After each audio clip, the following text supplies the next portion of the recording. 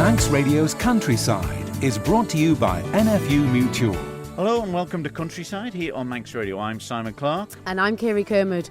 Well, during a very snowy weekend, I caught up with Chris Kneale from the Rural Business Consultancy Ltd. We find out from Bryony Kneale about the postponement of the annual Young Farmers Concert, for the time being anyway. And I find out from Michael Taggart, who's been up on the hills looking for any lost sheep trapped in these difficult conditions. Well, firstly, Kirree, everything all right at Orrisdale? Yes, thankfully, touch wood, we didn't have it as bad as again, the West Coast, they suffered again. Seeing some photographs on social media from Kirk Michael there, some sheep were buried, and I'm assuming up on the hills it wouldn't have been an easy task at checking and feeding stock. Yeah, and obviously Paul Costain had some pictures on there as well of the drifts that were there. So it's although the Met Office did a fantastic job warning us, and it's hard to predict to the hour when it was going to come. I suppose there was a little bit of preparation could be made, but as we'll be hearing from Michael Taggart very shortly, Kirree, it's difficult to predict how much there'll be and where the sheep will go. This is it, and it was a stark reminder of 2013, a year that nobody wants to remember, but the farmers were prepared. The Met Office, like you say, were very good. They got the updates hourly to the farmers, and I think farmers did prepare. They really did. It is a worry how it's going to come, and if it didn't come, it didn't matter, but always be vigilant in the countryside.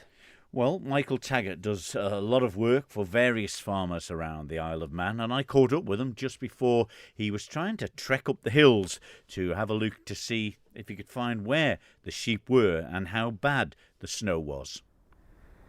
Firstly, Michael, you've been out and about on rescue mission, or is it more of a surveillance thing that you have to do in these conditions? I think it's just go out, make sure everything's all right at the minute, Simon. Been with Heather Moore and Robbie Christian on the Michael Hill, so it's just go out, go to where the hot spots were of 2013, where there was a lot of snow. They managed for Glen Alden as well, so Robbie's been looking after Glen Alden. Michael Hills, it's got snow on it certainly. Try getting up the Baltic track, can't get up over there. Try getting up Ballacurn, and Ballacurn has got a lot of snow in it, in the top of the laugh there. There's an awful lot of snow. It's like 10-foot drifts up through the track there, so we're going to have a walk out now. We're going to go to what we call the Devil's Elbow out the Starfield there. That was quite bad in 2015. Is it, obviously you'll have seen many tricky snow conditions. How does this compare? I mean, it's only been a short-term one, and they've given it sort of melting fairly quick. Yeah, but they are forecasting more snow for this afternoon. As we're looking here now, you look up on the top of Ramsey here, up on the mountain there. A lot of snow's moved, so if there's a bit of wind and all, that's what catches them.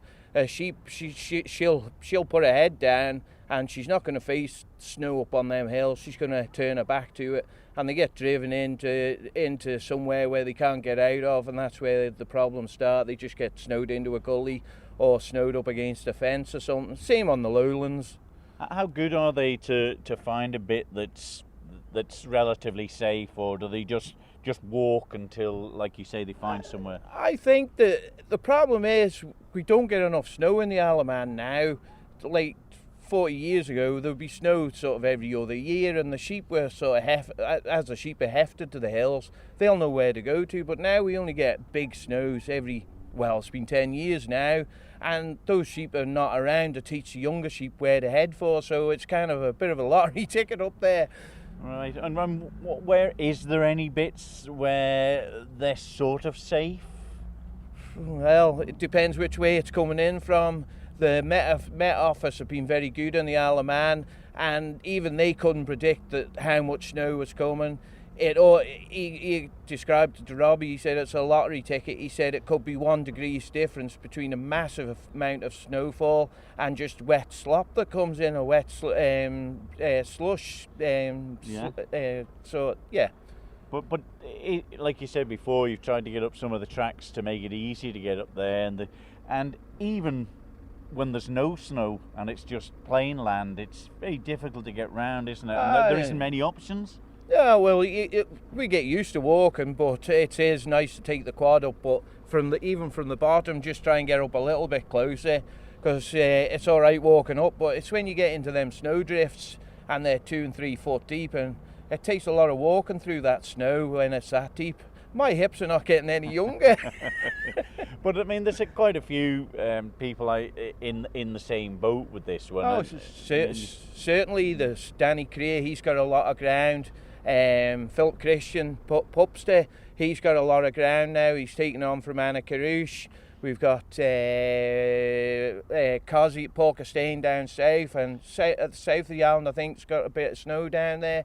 So yes, there's a lot of flock masters to the hills, and it's a large area. We're going on sort of, as I said, 2013 to the hot spots where there was a lot of sheep we lost on the hills, and we're going to them sort of places to see what's going on, you know, if they are there. But I suppose that one of the things that may help is there will be some experienced sheep that are out there, and the others will follow them. Does that cause a problem? Yeah, certainly there'll be sheep coming up. They will lead them, but as I was saying, the sheep will go and congregate in one group, and you could have 40 in a hole, and you could walk over that hole and not see them, because some of the gullies up on them hills are 20-30 foot, and if a lot of snow falls in them, you just can't get to them. Yeah. What about they're not quite the right colour either for snow, are they? No, they're not the right colour. But sheep will kind of let you know. You could walk along and you'll see a head popping out of the snow, and that's what we look for. Or the telltale signs is like a breathe hole coming out of the ground, and you'll see that. So what about sound? Can you hear them bleating or anything? No, you wouldn't hear them bleating. No. Yeah, and like in 2013, Ian Parsons was finding them 20 foot up a tree, because he just kept going in with the snow and going on top of the snow and hiding in the trees.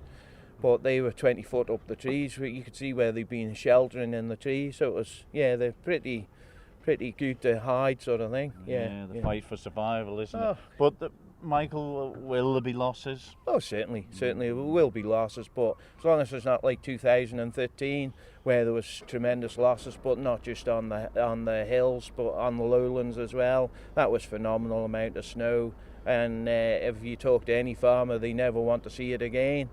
Yeah, that the worst you've ever seen? Oh, terrible that was. Yeah. Certainly, you wouldn't have seen snow like that, would you, Simon? No, but it's just one of them things, isn't it? You know, it's one of the tricky things that just farmers have to put up with, and it's just another thing. There's nothing you can do about the weather. No, we work with the seasons, we work with the weather, and we just hope that we get to the other side. Yeah.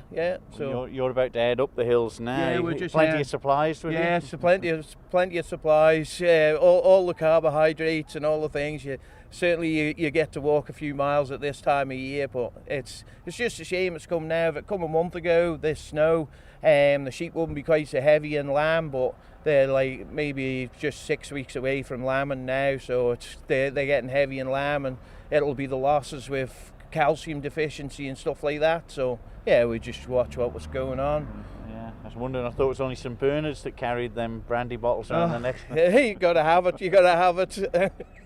Well, Michael Taggart there, saying what a tough job it was this time. We couldn't even get up some of the lanes on quads and things like that. So quite a bit on foot. It must be absolutely knackering, but they're committed to their livestock. So many helpers did come out and search for sheep, but like I say, it was nothing like 2013, and I think the majority of livestock were okay this time. Excellent. Well, let's hope that the losses were as minimal as possible there. Well, the weather certainly affected the annual Young Farmers Concert, when, of course, coming in on the Thursday, and there was lots of phone calls and people not sure what on earth was going to happen, and it must have been a tough and demanding time for the Secretary, Bryony Kneale. Well, firstly, Bryony, you're looking a bit more cheerful than the last time I've seen you. I mean, it must have been quite a demanding few days. Yeah, it's been A little stressful, to say the least, and obviously we're very, very disappointed that the concert hasn't gone ahead this weekend, but every cloud has a silver lining, and the Villa Gaiety have been really good to fit us in at the end of the month. Yeah, now obviously the snow came. It was predicted, but of course nobody knew when it was going to come, and I suppose you were fingers crossed hoping that it would last till Sunday maybe and not come till Sunday, but it come at I don't know if it was the wrong time or the right time, where at least you could make a decision early-ish. Yeah, we had we were in for our last dress rehearsal on the Wednesday. We had a few tip-offs from the Villa Gaiety staff then that Thursday was looking, very unlikely to go ahead, but we were still praying for blue skies on Thursday morning, which there actually was to start with, so we were a bit disappointed that it was called off, but obviously then the snow did come, and it was just a case of thinking logically that if people were at the at the Gaiety on Thursday night, the snow would have come down as they were there, and it would have been treacherous to get everyone home, so it was the right call. And then we just had discussions and were sort of on tenterhooks about the Friday, weren't we, Nick? Yeah. Well, Nicky Kane, you're involved in the clubs as well as the federation, and how was the news taken? Taken very well. It was hard for everyone to take, especially when such effort's gone into it and everyone's built it up for that weekend. But everyone was so understanding, so easygoing, and just knew that we had to do what we had to do, and offering to help and get everything sorted. So yeah. And it was strange, I suppose, because obviously the last dress rehearsal happens on the Wednesday night for the clubs, and all the stuff was in there. But I suppose one of the problems is it's just about gone now. The weather's improved a bit, but the Gaiety have got shows to go on with. They have, and they were straight in on the Sunday. This morning, actually, they had the next Annie Get Your Gun were in. So, but they were so good in helping and offering to open up when we could get things out, and it was just really nice to see everyone sort of rally around together to help each other get everything away and taken, because it was sort of short notice, quick decisions, but everyone sort of pulled through together, helped a bit of team morale. Definitely. And the Villa Gaiety, they were absolutely brilliant. We're so lucky that they've got them. The 3 dates at the end of March. We did sort of say to them on the Thursday off, worst comes to worst, do you have any more dates, thinking, we won't need to get to that point, but at the end of the day, everyone's put so much effort into their concerts, and it's months prior to the concert they're putting the work in, so for them to now still have those 3 nights to go out there and show off what they've done, I think is going to be fab.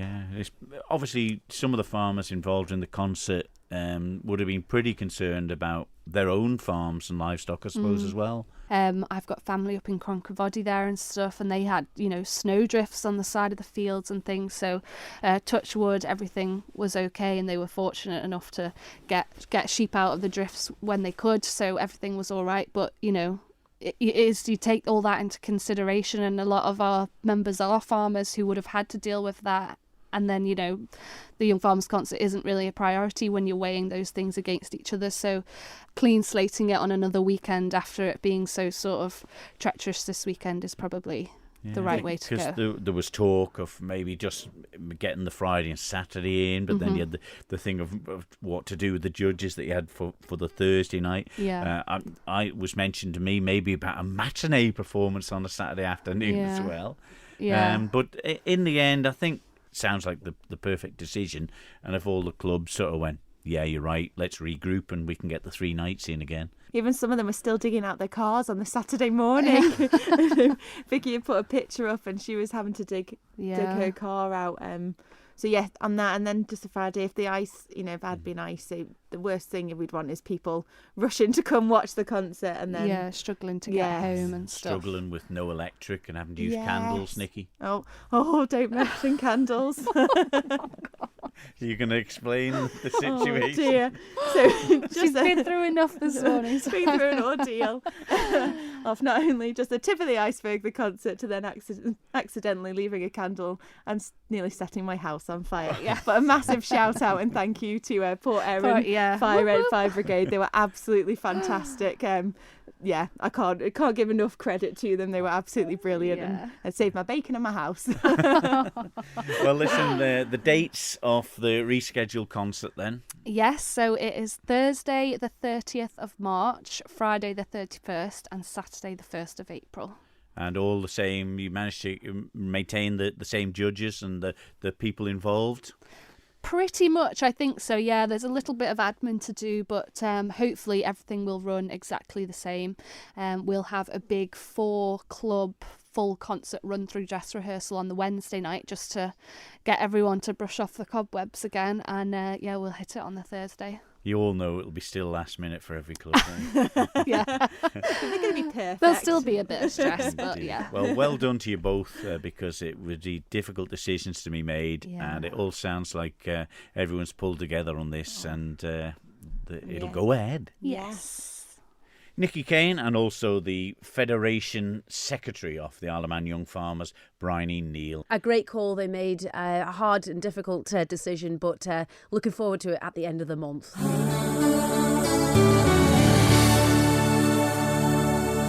You're listening to Countryside here on Manx Radio with Kirree Kermode and myself, Simon Clark. It's been a little while since we've caught up with any agricultural advisors here on Manx Radio, so I thought it was time to catch up with Chris Kneale, Rural Business Consultancy Ltd from Laxey, to see how the farming's going and what guest speakers he's brought to the island recently. Well, a busy time of year, Chris, and the snow at the weekend, I suppose it wouldn't have helped. No, it definitely doesn't, and I think a lot of people had sort of flashbacks to 2013, but luckily it didn't persist quite as bad, and we were glad to see the weather change and get warmer again, but certainly it's quite mixed. Some people got away quite lightly. I know some people had a lot more than probably what they would have liked, but we were quite glad to see the rain and come and the weather warm up a bit. And we were desperately short of a bit of rain, that said. And I know that snow it has a little bit of nitrogen, you were saying, in it to help the land, but it's been terribly dry. Yeah, no, I think if we don't get any moisture or reasonable amount of moisture now going forward, we're going to struggle for the summer. So it is in some ways we're quite glad to see that moisture. We just would have probably preferred a bit more rain rather than snow, but we can't choose what we get. We just have to deal with what comes ahead. So farming generally at home, Chris, like I say, a busy time of year. How has the winter been?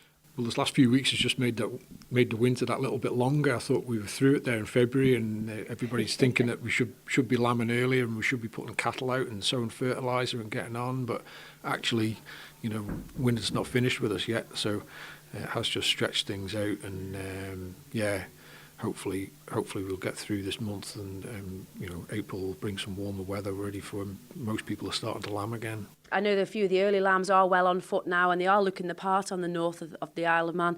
But the winter time, Chris, you always bring a raft of guests over, and this winter, again, a great show. I think starting at the beginning of winter there, you had Sally Ann Spence over for the dung beetles for farmers. Now, I did see a little bit in the Isle of Man newspapers about this. How are the agri-environmental side of the businesses stacking up now? We're seeing a lot more of nature being involved with many of the intensive sort of dairy units, but it's always working in balance now. Is it a bit better?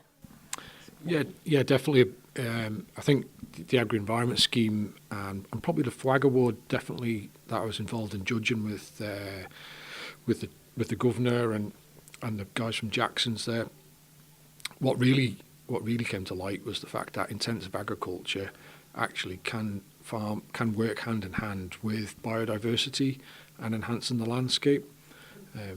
Dave and Rob Cool down there at Ballabeg, they run quite an intensive dairy business, and it was great to see them guys winning and the work that they were doing to develop their farm, bringing those habitats, change their farming practice. That was actually going to probably make them a bit more money, benefit the wildlife, and those guys had a strong emphasis on dung beetles. Dave was quite enthusiastic about them and the role they can play within his farm business. So it was fantastic to see, and I think almost definitely some farmers will have lost out through the agri-environment, and I think there's work to do to make sure that people can access more money. And I think there's also a lot more work to do to make sure that there is more money coming into the industry, and there's a lot more recognition of the actual good work that we already do that the agri-environment scheme has highlighted. I think it certainly seems to be the direction of travel when we look across the water to see what our counterparts are doing, and this sort of work seems to be getting more and more traction. So, it's not to fight it. We have to sort of go with it, and I think we have to make it work for ourselves and work for our businesses. And with that said, has there been a good uptake here from our farmers generally? We do have a cross-section of ages, lots of different types of farming. So my understanding is that this year being the second year has been better. There's probably still some farm businesses that are missing out, but certainly I think it's getting easier to apply. So, DEFRA and the Manx Wildlife Trust have listened to the farmers and to the farmers union who are constantly trying to encourage things and get the job better.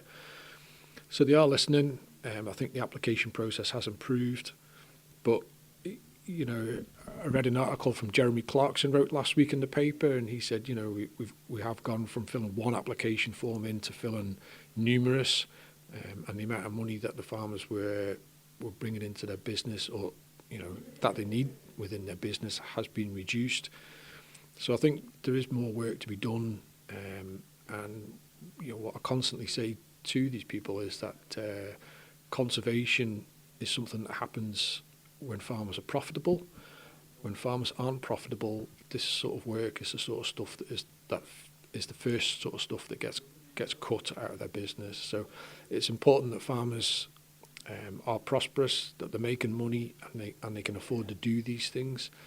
If we're not making money on our backs against the wall, I'm very sorry, but we're not going to plant trees, especially when it's a cost to our business. Yeah, absolutely, Chris. In a nutshell, I fully agree with you there. And the support for young people getting into agriculture has been touched on lately. Not many people are seeing many gaps in getting land or getting the finances behind them to actually go out and maybe purchase or rent land or even buy the livestock to put on the fields. Yeah, definitely. I think, and it's always been the case, but I think just recently, I think things, the way the costs have gone, it's getting a lot harder. But I do honestly think there are some opportunities out there. I think they look different to how they used to look in the past, and we just have to think outside of the box. We have to have that long-term focus, the same as we've always done in farming. That those large farms or large tracts of land aren't there to rent, but I think we can pick up pieces. Young farmers can grow equity, generate cash.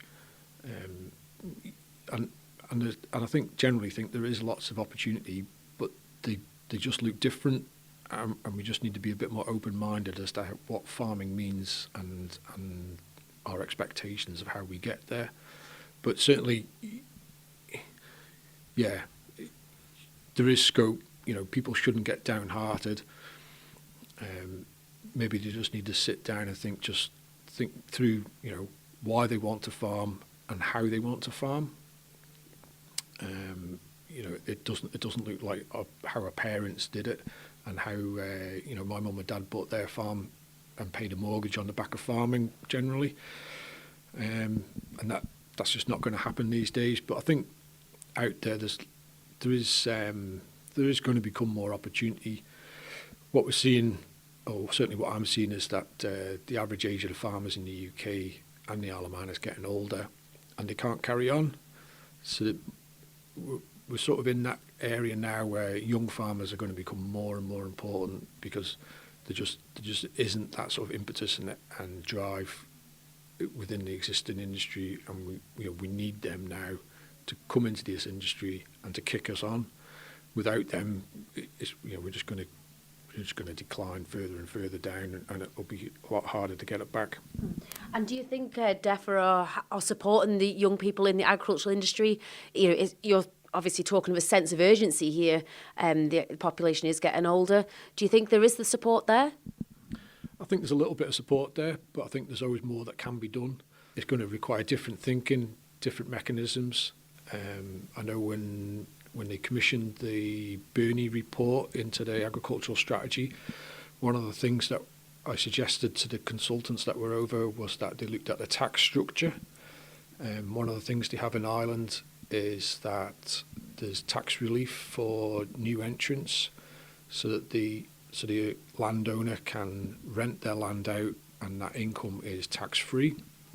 So it's not all about subsidies. There's a lot of opportunities and a lot of scope that we can do within our economic toolkit that we can utilise to help young farmers get established into the industry. So it requires a little bit of thinking outside the box, but there is scope and there is potential to do these things. We just need a bit more will and enthusiasm to do them. Yeah, they said, and obviously one of the talks that you had through the winter months there, Chris, talking about enthusiasm, a great turnout of young farmers to the calf rearing talk you had with Dr. Tim Potter from West Point Vets. Yeah, it was really encouraging to see so many young people in the audience that night. They're obviously interested in these sorts of things. Calf rearing is a great opportunity for young people to get established. You don't need a right lot of land, you just need a building and away they go. So yeah, it was really encouraging that night. And it's always great that you bring the people over to talk. Your brother Tim, obviously a great young farmer here on the Isle of Man, now works in the UK. Another person brought over with a raft of knowledge. Yeah, he's working as a nutritionist down the south of England and covers a massive area. I'm constantly amazed when I'm chatting to him of the businesses that he deals with. 1,000 cow herds, 600-700 cows would be sort of an average for him. The level of output and the integration that he has within those businesses, it just blows me away at times. So it's fantastic to bring him across. He is just a wealth of knowledge on feeding animals and feeding ruminants. So it was great to have him there that night. And that said, Chris, it is that knowledge transfer. You'll have picked up so much from him, but then able to pass on to our island young farmers who maybe don't have the opportunity to go away and learn. Yeah, well, I say I've done the training. I can do a little bit, but I'm just not doing it the same frequency that he is. So it comes a lot more easier to him than it does to me. But yeah, I say there are a lot of there is scope out there to tweak diets, to change things. A lot of it, we shouldn't forget the basics. Clean water, clean feed. And just making sure that the diets are well balanced, analysing your silages and your forages before you feed them, and then matching up your cake and your proteins. Yeah, because that said, some of the diets could be very good on their own, and here we are adding extra bits and pieces that cost the business a lot more than really necessary. Yeah, and I think sometimes, I've seen some work that I did when I was at university or a long time ago now, that whilst you see it on the feed labels, actually it's not fed to the correct rate. And I think sometimes, salesmen are guilty of just selling something with a few extra goodies, but the reality is there's just not enough of it for it to work properly. Yeah. And this said, it's always changing.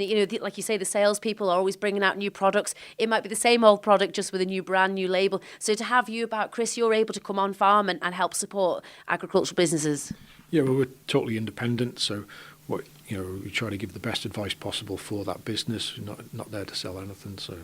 Yeah, and one of the final people you had over was Emma Adams from Farm Carbon Toolkit. Now, this is right hot topic at the minute. We were all talking about carbon, but one of the things I seen on your social media, Chris, was 3 breakdowns. Was basically, where does carbon come from, how to measure your farm carbon footprint, and how to reduce it. I think these are the 3 questions that will be going on in many farmers' heads on this Isle of Man.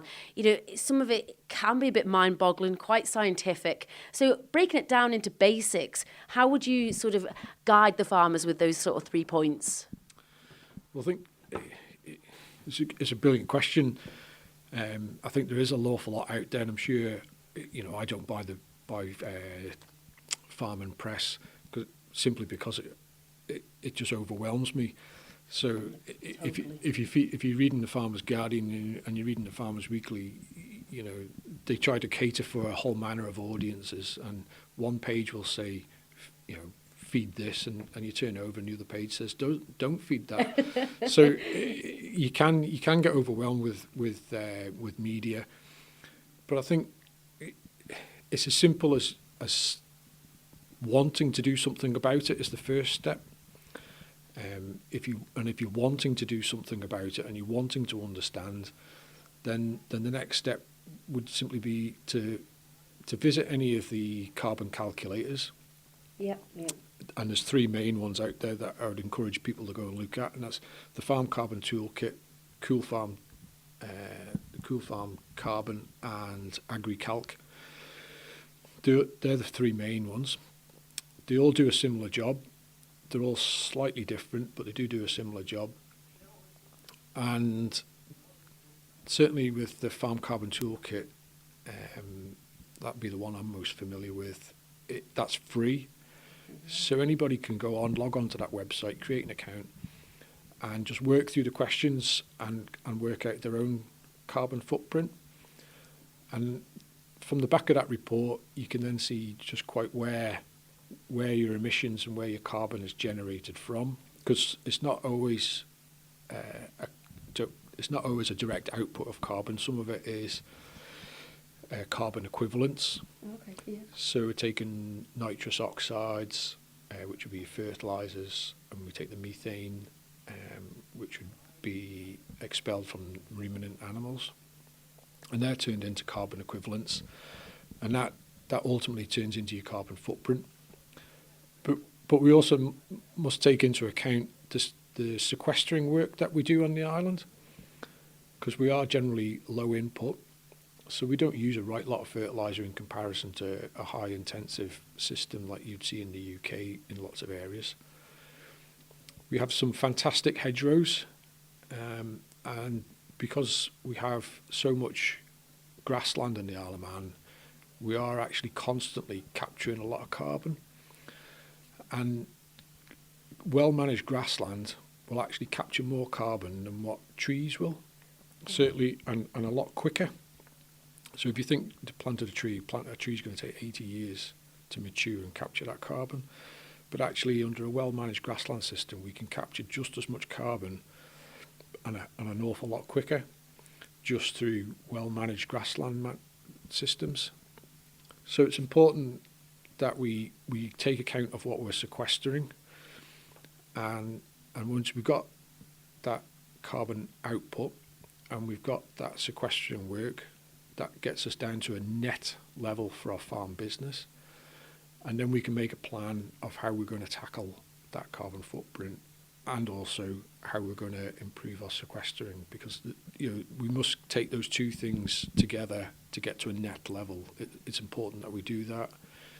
To just take the carbon footprint in isolation and forget about the brilliant work that farmers are doing out there capturing carbon, I think is wrong, and that's slightly misleading, and it probably makes things look an awful lot worse than what they actually are, because from the little bit of work that we've already done with businesses, we can actually see that there's a lot of businesses that are already carbon neutral, and I think if we actually took that across the island, we'd probably find we haven't got to do a huge amount, but we have got to do some work. Yeah, because I think that was the thing from the outset, Chris, was it seemed quite daunting, the idea of it, the farmers doing such a terrible job, the global warming and everything that goes with it, and it really is quite, like you say, overwhelming, some of it. But now you've just said that in quite simple terms, and how good the farmers are here on the Isle of Man. It might just give them that confidence to look into it. I hope so, because there's not just the benefit. I hope so, because I think we're going to have to. We are going to have to do it. We can't avoid it, unfortunately. But there are a lot of benefits that come with it, and I'm pretty sure that, given the price of fertilisers, we would all love to use less, and that's going to benefit our carbon footprint. And I think it's also important to recognise that large businesses with large amounts of animals aren't necessarily the worst out there.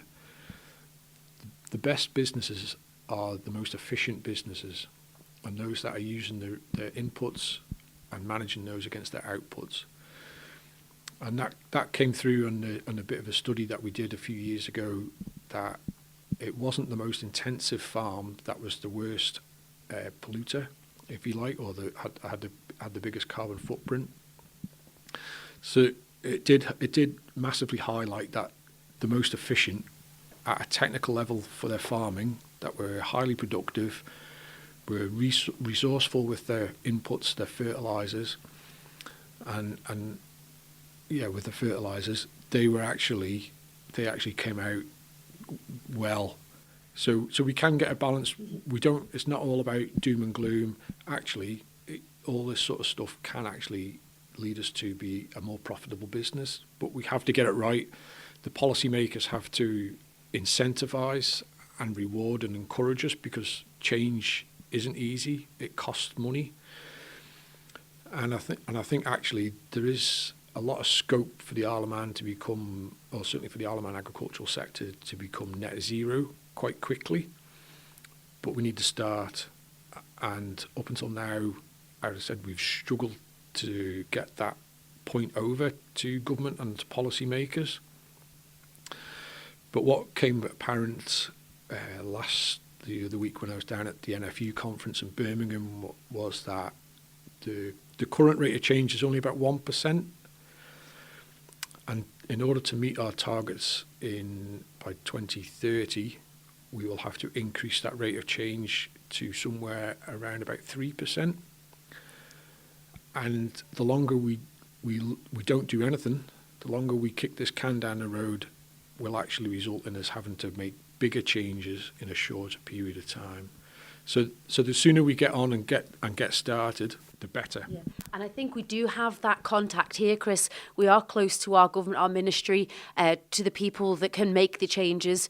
I suppose we've got that advancement ahead of the UK. We sit in quite a strong position in agriculture. We've got some good voices. We've struggled, Kirree, this last couple of years. I think the work that I do through the Manx National Farmers Union, we've been lobbying for a soil health scheme, and the policymakers have come back and said, yeah, that's fine. Can you show us a soil health scheme and we'll think about it? And we've gone back with a soil health scheme and said, here's a soil health scheme, and they've been slow to pick that up. I think we've met with the climate change team, and we've tried to get this started there, and that's been slow. And it's frustrating that they seem to want to spend £100,000 plus on a consultant to tell them exactly what we've been telling them for the last 2 years. So I think hopefully we've got the consultant telling them exactly the same things that we've been telling them for the last 2 years, and hopefully we can get on now and start to make some changes, because the young farmers, the industry, the processors, we need that impetus. We need change.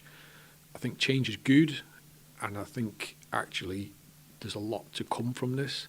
I think if we can get a good carbon story, then there's huge opportunities for the processors.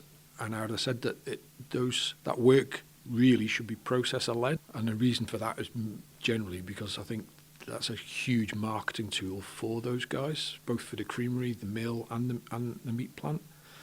If they can actually put zero carbon footprint or net zero on their products, well, what other agricultural industry in the world would be able to do that?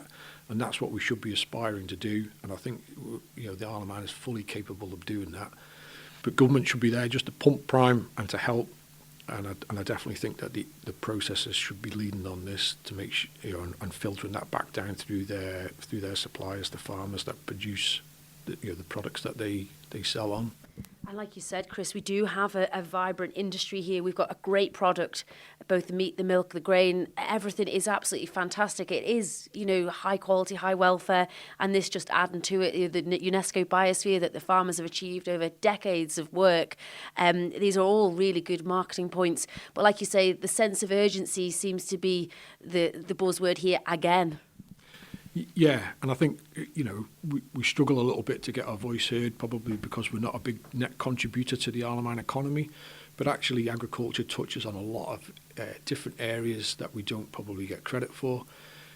We look out the window and we look at the landscape, and this is what Visit Isle of Man is selling to their visitors, and what the cruise liners all come to visit.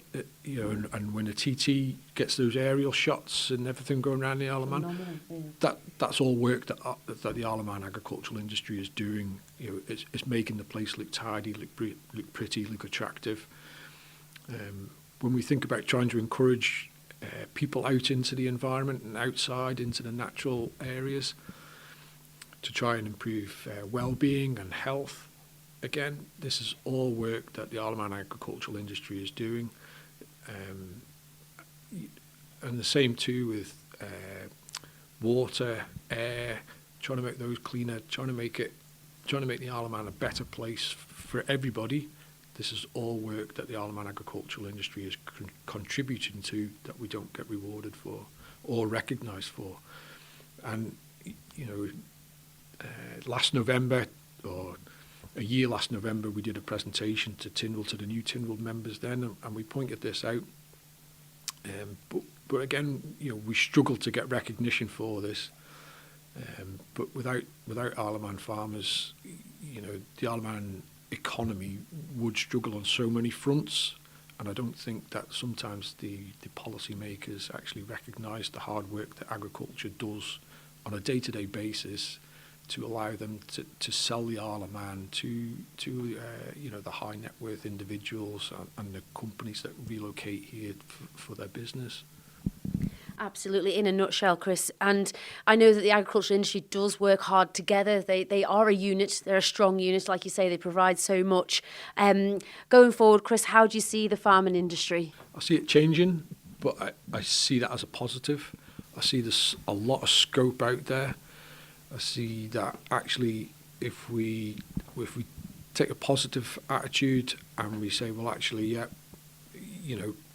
things could be better, but wow, they could be so much better. There is so much scope. There is so much opportunity, and we just need to get behind the job, push it forward, and get the rewards for our efforts.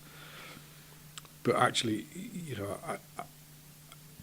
I'm a lot more enthusiastic about the job than what probably maybe I have been 2 years ago. But I do think that there is scope and potential on the Isle of Man. It will look different. There's no doubt about that. But we could be world leaders, especially in this carbon area. We just need to get our ducks in a row and let the handbrake off. And I know we've touched on an awful lot to do with the environment, but what about the food side of the farming businesses? Food security, we are an island. What's your thoughts on that front? Sustainable food security, I think, is key. We have to be able to supply ourselves with the basics. I think there is a lot of scope to offset a lot of imports. And I think, whilst it's dead easy to say that we just need a bigger boat and a bigger warehouse, actually, if that food's not in the UK, or there's a transport issue, or a war, or inflation, and the cost of that, or the UK is struggling to find the staff to harvest the veg to bring that to the Isle of Man, well, Kirree, it doesn't matter how big a boat we've got. The food won't be there to put on it. Yeah. So I think, we do produce some good food, some fantastic food that's world renowned and up there with the best of quality, and it's got the full traceability, and the Isle of Man's farmers do a fantastic job. But again, there's so much scope and opportunity out there. We have a food matter strategy that I would have said is not fulfilling its potential. So, again, we've got opportunity, we've got levers that we could be pulling. We just need to start getting a bit more focus, getting a bit more enthusiasm, and really getting behind Isle of Man food producers, Isle of Man agriculture. we could be growing more, we could be producing more, we could be developing more.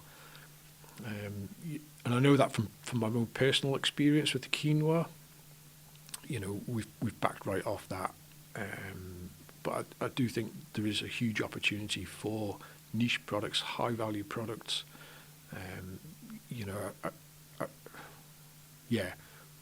Opportunities there. It just needs to be. We just need to step up, get the support behind us, and let the brakes off. And last week we had on our programme David Brew from the North talking about the milling wheat situation, Chris, and he looked out at the land and said he doesn't know what to do with it. It's all well and good to say, oh, maybe he can grow vegetables and all the rest of it, but it's that knowledge you need and the experience to do it, and whether the climate suits it as well. All these questions that, many people say, oh, just go and grow. It's not quite that simple. No, definitely not. I think it's important that the right land grows the right stuff. The right vegetables are grown in the right areas, or we're certainly not going to grow milling wheat in outside of Douglas that easy as what the likes of David is going to grow down there in the north. There's a huge amount of experience and knowledge and equipment and investment in those farms and in those businesses. But I think there is scope and opportunity for them to tweak. We import a lot of animal feed, a lot of, there's still soya and some of that, we can't avoid, but actually we could be growing a lot more protein crops on the Isle of Man. And there is different things coming out, being developed, different varieties that are becoming more adapted to the UK and to the Isle of Man. So there's always opportunity. Like you said, Chris, we don't have a mill here that actually mixes up the corns and the beans and varieties, legumes to make what we import from the UK. And the cost of importing these products, it might be worth investment into actually a proper animal feed store. Yeah, and definitely. And I think Laxey Glen Mills have done a review. We don't know what that looks like, but I would hope actually we could be adding a lot of value through artisanal products. I look, certainly when we were looked into the quinoa, there was a huge amount of alternative flours that people are using, whether that's pea flour or bean flour. A lot of these more native and older varieties of grains that are getting more popular, spelt, traditional wheats and things like that. They're not massive. We're not talking hundreds of acres, but actually we could be growing a lot of smaller acreages of a lot of different things. But again, we need that processing capacity to be able to maximise the value out of those. And whilst Laxey Glen Mills has been fantastic dealing with wheat, and certainly on that high volume, it just doesn't lend itself to those small volumes.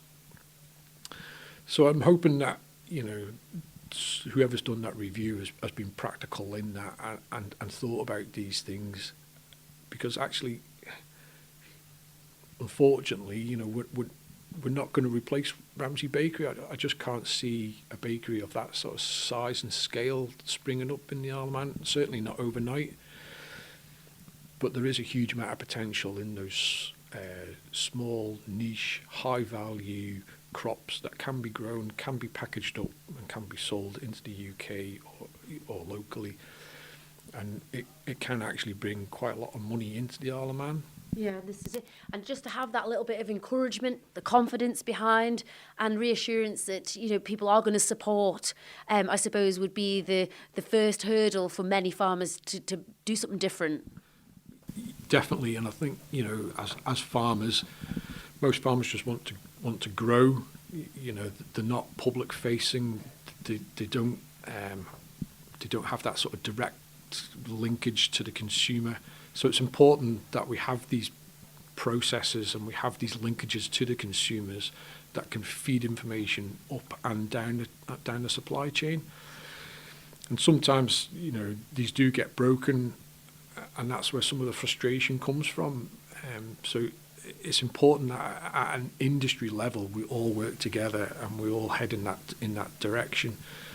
And within that, we have the flexibility of different crops or different breeds or whatever that may be. But ultimately, we just want to supply what the consumer wants to the highest value, to the highest standards. And, the mill and wheat guys are doing that, growing some top quality wheat. Just the same as, the dairy guys are producing some top quality milk. And that's going into our cheese and onto the doorstep deliveries. And, the red meat sector, there's some fantastic beef and lamb and pork that's getting produced. And that's, going onto the shelves. But we need that communication lines up and down so that everybody is aware of what's going on and how the market is changing, how prices are changing, because that can make a big difference, and those prices can change on a sixpence overnight, not by anything we're doing here on the Isle of Man. We're on all of a sudden we're on a global market, and that influences profit margins and what crops we plant, and so that whole industry approach, that supply chain linkage, hugely important for us going forward, more so than there's ever been. There we go. That was Chris Kneale from the Rural Business Consultancy Ltd. Not one to panic, look into it a bit deeper before spouting off. And you're right, you must have a good rapport with some of the people that they're bringing to the island, because, we don't know it all, do we? Absolutely not. Every day is a school day. Well, we'll leave it there for this week's Countryside, and we'll be back next Tuesday with more. Don't forget, if you missed parts of it, go to manxradio.com and download the podcast for free, and we'll be back next Tuesday at 6 o'clock. So until then, from me, Simon Clark. And me, Kirree Kermode. We'll see you next week. Bye-bye. Bye-bye.